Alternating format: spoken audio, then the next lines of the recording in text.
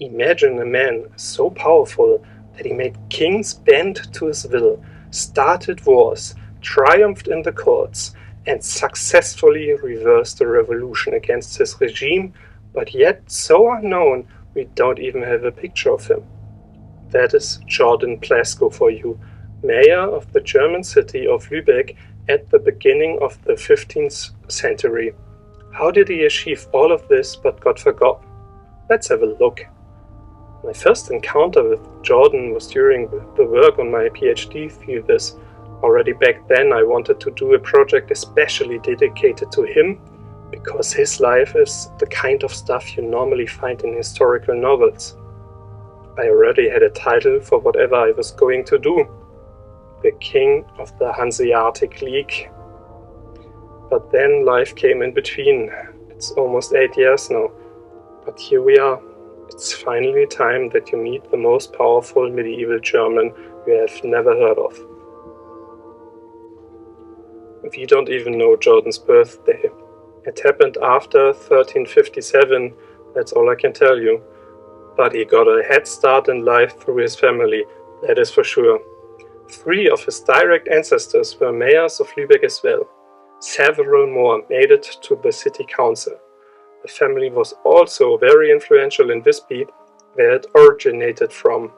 The Plescows were merchants, but likewise landowners, and not too scarcely. We don't know anything about Jordan's education, but judging from his later life, it's a sure bet he had an excellent one. There are still lots of letters he had written himself. He was familiar with the law and allegedly a gifted speaker. His charisma is highlighted in various sources. Jordan entered the council in 1391. He became mayor 9 years later. There are several things you need to know to understand the importance of these career moves. First, Lübeck was a city of the empire. That basically meant that the council had full control over everything. There was no duke, earl or bishop who would have had any say. The council was the court as well, and it passed laws. Second, the laws of Lübeck became the so-called Lübische law. Dozens of other cities and the Hanseatic League adopted the law as theirs. This made the Council of Lübeck all the more powerful, because it was the upper court for cases in the other cities. It would be false to equate it with the modern-day Court of Appeals, but the system made the council influential far beyond the city walls of Lübeck. Third, the council wasn't elected. It chose new members itself. Some of the seats were in the position of the same family for decades. This included Jordan's seat. Fourth, Lübeck played a central role in the administration of the Hanseatic League. The term head of the Hanse was established in the 19th century and has prevailed ever since. If you don't know the Hanseatic League, it was an association of merchants at cities that worked for the goal to achieve the best possible trading privilege for its own members in Northern Europe. The Hanseatic League had numerous branches outside of today's Germany. The largest of these establishments were called Kontore or Kontos. They existed, for example, in London and Bruges. Political decisions were made at assemblies of the city's emissaries, called Hanseatic Diets. The majority of them were held in Lübeck, but not exclusively. The envoys were council members in their home cities. The Hanseatic League even went to war several times. Fifth, the position on the council was unpaid, therefore only people were chosen who could afford it. So be reassured, the Plescow family was far from being poor. Really, really far. This means Jordan held one of the highest positions in the north of Germany, if not in the north of Europe. He traveled a lot. We don't know the exact number of his journeys, but to give an impression, his ancestor Jacob Plescow visited 57 Hanseatic Diets. He was mayor for 24 years, and with that 1 year less than Jordan. The first years of Jordan's rule as a mayor were of a schizophrenic nature. He himself was successful, but the city wasn't. We meet him as a thriving military commander of Lübeck's forces in several battles. We don't know if he had any kind of formal military training, but I think it is sure he accompanied some of his relatives during their military campaigns. His personal wealth also started to grow. He owned several real estates within the city, including the property that is today the Lodge House. It still has a sign remembering Jordan. Plescow became a member of the elitist circus society as well. Officially, this was the Brotherhood of Long-Distance Traders. In reality, however, it was a reserve of personnel from which the council largely replenished its ranks. So the Zirkelgesellschaft, as it is called in German, was what we would call today a not-so-secret society, where important decisions about Lübeck's future were discussed. One topic, for sure, was the financial situation of the city. Lübeck was drowning in debts. At the beginning of the 15th century, the city owed more than 71,000 marks to its creditors. For comparison, this was Lübeck's combined income of 4 to 5 years. For example, the city collected about 16,700 marks in 1408. There were several reasons for this disastrous development. Lübeck defended land ownership of its citizens beyond the city walls with taxpayer money. The city invested heavily into its own infrastructure. For example, the very expensive Stecknitz channel was built. It connected Lübeck with the city of Lauenburg. It was the first watershed channel in Europe. Managing the Hanseatic League and numerous feuds also came with huge costs. And Lübeck backed Wenceslas in his fight for the German-Roman crown against Ruprecht. The council picked the losing horse. Politically, moreover, Lübeck was frozen in the 14th century. There was a new generation of rich merchants in the city, but they were kept away from the political centers of power. The leadership around Jordan, however, needed their wealth to end the debt crisis.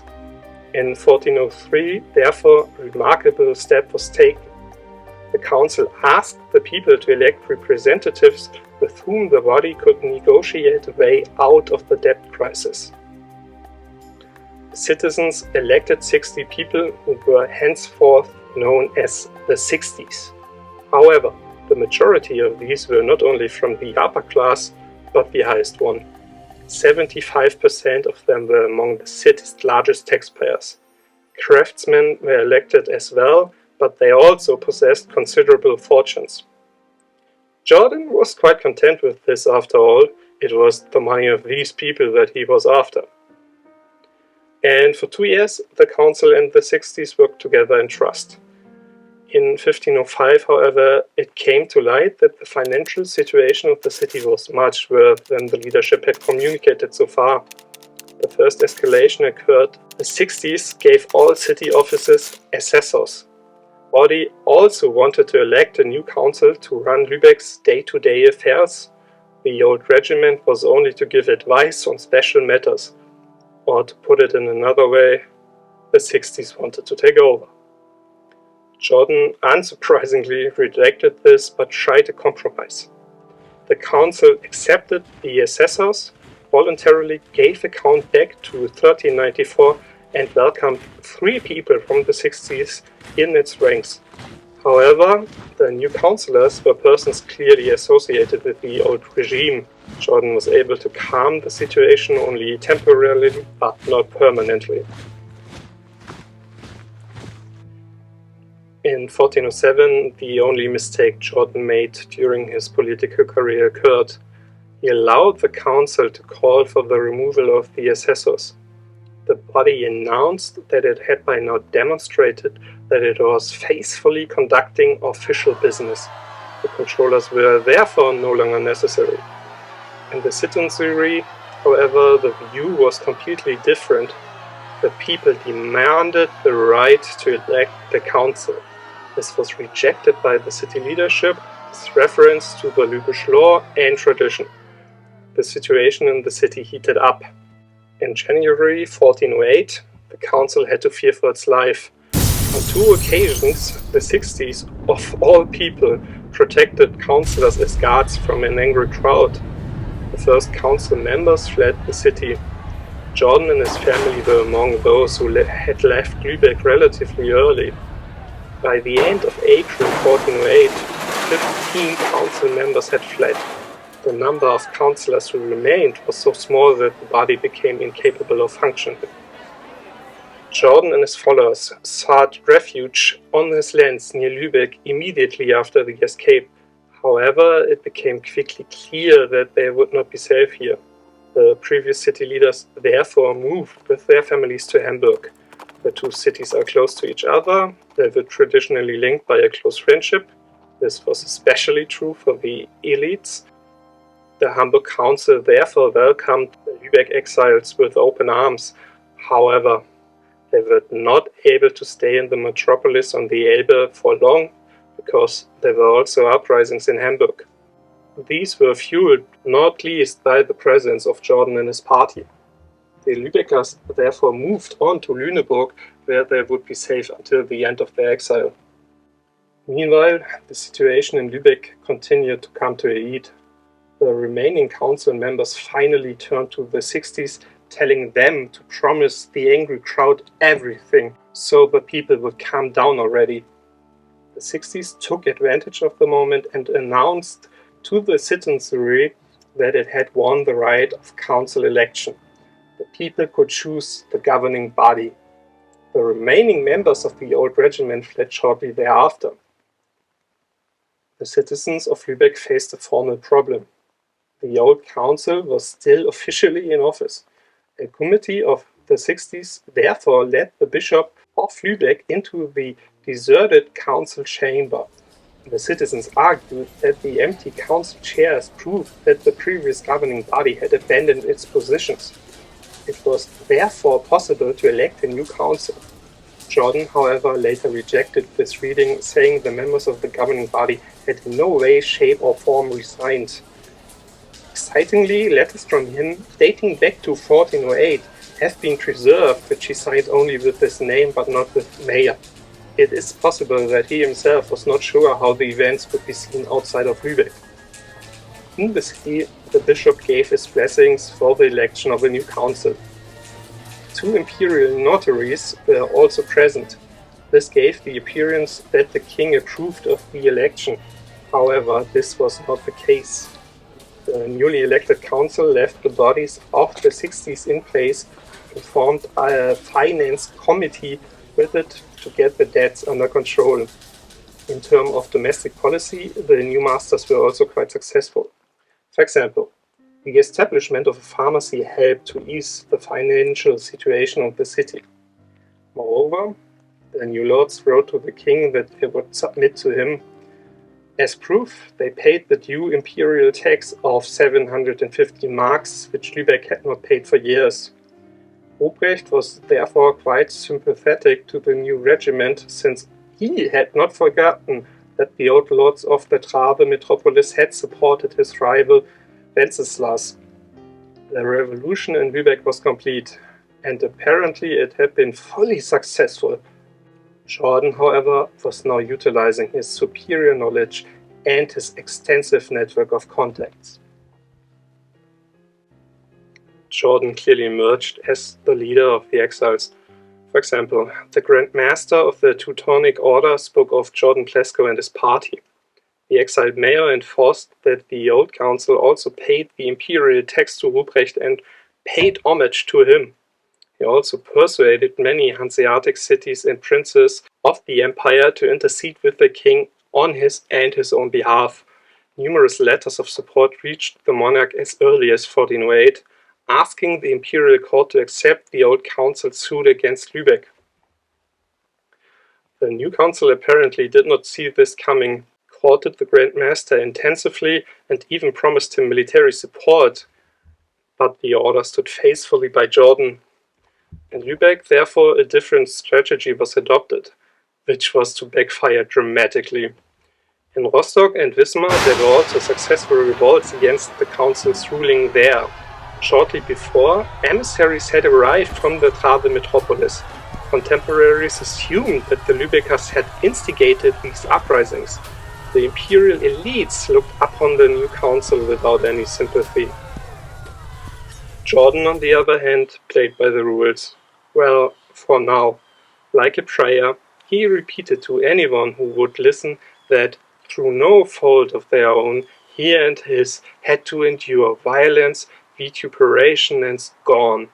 In Lübeck, the new lords had not even touched the property of those who had fled. This did not happen until 1411. Cries for help from Jordan and his notable supporters did the trick. In 1408, the imperial court accepted the old council's complaint. Beforehand, there were to be settlement talks between the parties, which the king wanted to attend in person. Jordan declared himself willing to do so, but the new council declined and even refused to answer the complaint brought against it. The fugitives had deprived themselves of their rights and privileges, therefore they were not allowed to sue before the king. Now, two of Jordan's strategies were to pay off. He was able to point out that the old council had never resigned, therefore it still had the right to bring a case before the royal court. Moreover, he used the numerous letters of support to highlight that the great men of the empire were also of his opinion. In this way, Jordan turned the king against the new council. The monarch had accepted the suit at the intercession of his princess. The insinuation of the new council that the old lords of Lübeck were not allowed to sue exposed the monarch personally. Given these circumstances, Jordan's victory was hardly shocking, but no one had expected the severity of the verdict. The old council was not only allowed to return, but also to receive 250,000 marks in damages. Jordan and his men were given the right to use Lübeck property, if necessary, to collect this gigantic sum. However, Ruprecht postponed the oath of the party to this judgment, which meant it could not be executed. He scheduled a new settlement negotiations, which he wanted to conduct personally. The huge compensation sum can probably be explained in this way. It was intended to force Lübeck's new council to participate in the talks. But the city leadership was not willing to do so. It wrote to the king that settlement negotiations were unnecessary. The old council around Jordan would be allowed back into the city. However, the exact opposite happened. The new council had the fugitives put on the wanted list. This was a legal requirement to be able to confiscate their property. Jordan's personal residence briefly went to a man called Tiedemann Steen, who was a member of the new council and became mayor in 1412. However, he later switched sides and did some diplomatic as well as military missions together with Jordan. Ruprecht was furious with the new council and scheduled another court day for the autumn of 1409. Lübeck did not even attend it. Officially, the representatives of the new council claimed that they were afraid for their lives. In reality, they probably assumed that the king could not do anything against the new regiment's rule anyway. In part, the new lords of the city were to be proven right. If this was indeed the case, Jordan won again, the Hanseatic League expelled Lübeck from its ranks, and the king ordered that all traffic with the city be cut off. But no one complied. The new council considered itself the victor in the conflict. From numerous letters, one can read a great, let's say, self-satisfaction, which not infrequently crossed the line into arrogance. For example, in one letter we can read that it was a rumor that there was a verdict that went against the council. It was addressed to none other than the king. The letter must have slowly understood why Jordan kept talking about scorn. The escaped mayor, however, had gotten exactly what he wanted. The new verdict gave him permission to seize Lübeck goods even outside the city. In 1411, a letter arrived in Lübeck from the Bruges Hanseatic Contor, written in panic. Jordan had appeared here and wanted to seize Lübeck goods in order to collect damages. The problem was that the Hanseatic companies were not limited to individual cities. The owners were located in different places. Therefore, it was not easy to identify goods that belonged only to people from Lübeck. Moreover, the sums involved were so large that they would have disrupted all local trade. Jordan threatened the entire economic stability of Northern Europe. Accordingly, the Bruges Cantor urgently requested the Lübeckers to reconcile with Jordan and his people.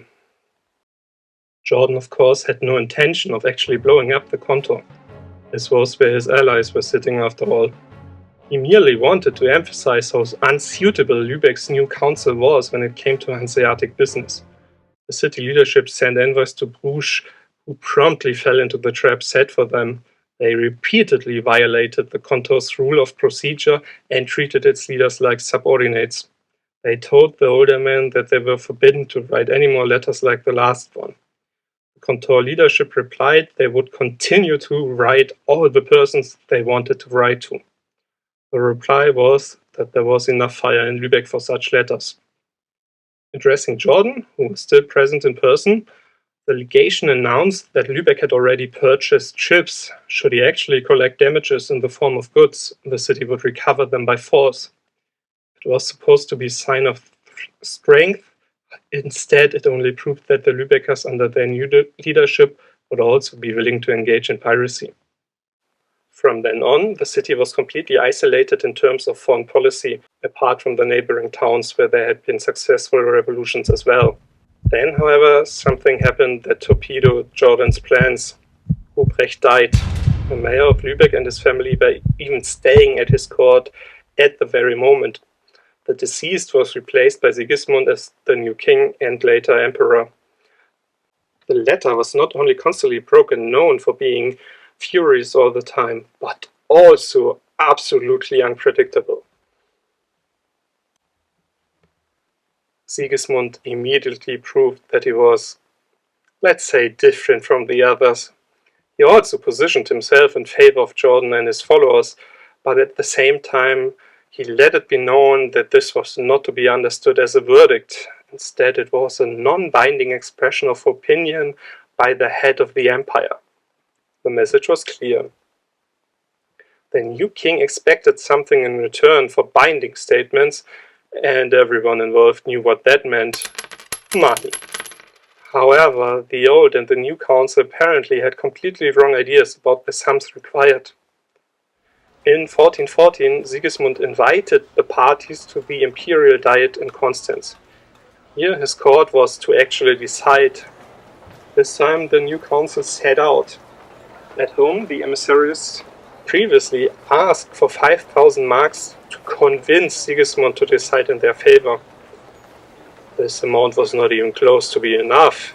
Sigismund granted the new lords of the Trave city a private audience, much to Jordan's annoyance, but only to tell them in no uncertain terms that it would have to be 24,000 to 25,000 marks. The delegates did manage to borrow some money on the spot. However, 16,000 marks were still missing.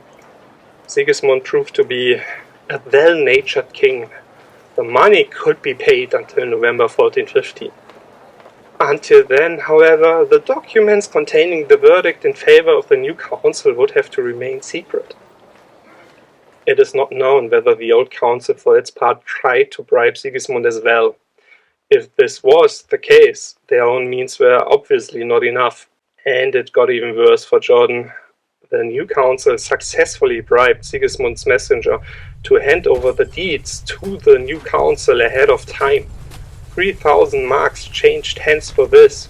The king raged, but couldn't do anything. The fugitives seemed to have finally lost. In research, Jordan Plescow is often praised for his diplomatic skills. Stefan Seltzer, to give an example, considers him one of the most skillful diplomats in the history of Lübeck. However, one fact is often neglected. Jordan was also a warrior who could be absolutely ruthless when he had to. And now that time had come. In Constance, rumors were suddenly making the rounds that the Danish king Erich wanted to alienate Lübeck from the empire and annex it. It was said that the new council spread them in order to motivate Sigismund even further to decide in its favor. Lübeck's position as an imperial city was to be strengthened in this way. The leadership of the Trave metropolis, however, rejected the claim. And in fact it was probably Jordan who was responsible for this. To say that the Danish king was seething with rage because of the rumors was an understatement. The leader of the fugitives traveled personally to Copenhagen in 1415. The exact content of the conversation is not known, but the following actions speak clearly. Erich had fishermen from Lübeck arrested who had gathered on Schonen for the annual herring fishing. He then summoned the new council to his court to negotiate their release. The Lübeck leadership had already suffered some foreign policy humiliation before, especially from the Hanseatic League. But when the Danish king announced to the envoys already at the beginning of the parley that he would rather clean the toilet of a pious man than rule with a legitimation like the new council, they might have had the sneaking suspicion that it would not be completely fair. And they were right. Erich told the Lübeckers that the old council was to be reinstated. Until then, the Lübecker fishermen remained the involuntary guests of the Danish king. At the same time, the relationship between Lübeck and Sigismund had also cooled down drastically, as the monarch was still waiting for the 16,000 marks. The Roman-German king therefore also changed sides, but he let Jordan know that he still expected the payment, so the situation had become hopeless for the new regiment. It sought contact with those who had fled. Jordan now made two ingenious moves. On the one hand, he offered that in the future there should be a mixed council composed of the new and the old regiment. And of course he would be happy to help convince the Danish king to release the fishermen. But the new council would have to do him two favors before that. First, the regiment currently in office would have to find the means to solve the economical problems of the city. In other words, the new council had to raise taxes. The old regiment could wash its hands of this. In addition, the new council would have to forcefully put down a craftsmen's revolt. Ironically, this had broken out when the news spread that the new council would welcome back the old masters. It also quickly became apparent that Jordan wanted to choose the people who would enter the joint council himself. That he would not choose his worst enemies in the process was certain. The Lübeck leadership had no choice and had to give in to the demands. Their own situation had become hopeless. In the early summer of 1416, the old council solemnly moved into Lübeck. The symbolic power of this could not be overlooked. At the top of the procession walked the king's emissary, and right next to him Jordan. All the others had to walk further back. In the town hall, the new council had to demonstratively leave the council chairs, and then the old regiment was seated. Jordan then signaled to the people from the new regiment who would be in the joint council to do likewise. Jordan began to deliver a speech after being seated that, according to a city chronicle that was decidedly sympathetic to him, moved those who were present to tears. They were all sinners, Jordan said. The old masters would forgive from the bottom of their hearts all misdeeds, all scorns, and all abuse you have done to us during the years of our suffering. May the merciful God also forgive you. Two things are noteworthy here. First, mercy is a classic ruler virtue. Jordan clearly emphasized who was in charge. Second, he did not mention that the old lords would waive damages, and in fact, they did not. The relevant court cases and settlement negotiations were still going on for nearly a decade.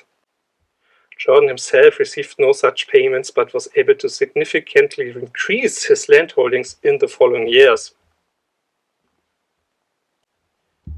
Those who assumed that Jordan's successful return to power would mean his retirement were in for a surprise. His son, who was named after him, had long been capable of doing business. He, for example, lent the Chancellor of the Duke of Schleswig the notable sum of 74 marks in April 1421. But Jordan remained the center of politics. In the Hanseatic League, he enforced the adoption of the so-called Statutes of Revolt in 1418. These stated that the cities would ultimately intervene militarily if councils were driven out by uprisings. This never came to pass, but the symbol was clear. Jordan was also able to normalize the city's relationship with Sigismund. The king, still waiting for his money, had imposed the imperial ban on the Trave metropolis in 1418, but had to revoke it as early as spring 1419. However, he was never to calm down completely. Sigismund is said to have become angry whenever Lübeck was discussed for years. Jordan was the contact of choice for numerous princes and cities alike, who repeatedly addressed him personally and not the Lübeck council as a whole. His influence was evidently so great that there were probably even plans to forcibly remove him from the game. In the summer of 1420, for example, Duke Erich V of Saxony-Lauenburg wrote to Lübeck to defend himself against accusations that he had secretly planned to have the mayor captured. He had by no means intended to provide 20 armed men with an appropriate order. There was no mention of this number before, which is why the whole thing indirectly seems like an admission by the prince, or a threat. Erich had shortly before received a reminder that the Lübeck man was also extremely skilled in the art of war. The Duke had tried to take territories from Lübeck and Hamburg. A 3,800 men strong army under Jordan's command, which Lübeck and Hamburg had raised together, made short work of the enemy troops. On August 24th, 1420, the prince had to accept a peace agreement that left no doubt that he had lost. Jordan continued to travel despite his now advanced age. The many letters that have survived bear witness to this. As a side note, he had developed an individual greeting formula and usually began his letters with, "My willing service and what good I am able to do."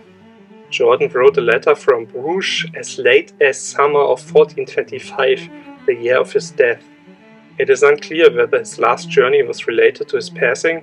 The thought suggests itself that now the strains of his old age caught up with him. He died on October 23rd, 1425. The Plescow family, however, remained influential in Lübeck. Jordan's son, for example, succeeded to the council. We also meet Bodeke Plescow several times, but no one reached Jordan's heights anymore. Nevertheless, there used to be numerous memorials of the family. They are partly still described in the sources. However, they have fallen victim to the destruction of the wars throughout the centuries or have otherwise been lost. So, it remains only to conclude with the obituary of Jordan, which appeared in the City Chronicle on the occasion of his death. Anno 1425 died Herr Jordan Plescow, Mayor and Knight, in honor of all seaside cities, peaceful, honorable, and mild, welcome at all princely courts, in cities and castles where he came. Whoever came to Lübeck in his days of princes, prelates, knights, or well-born people who were strangers, they all had to eat his bread.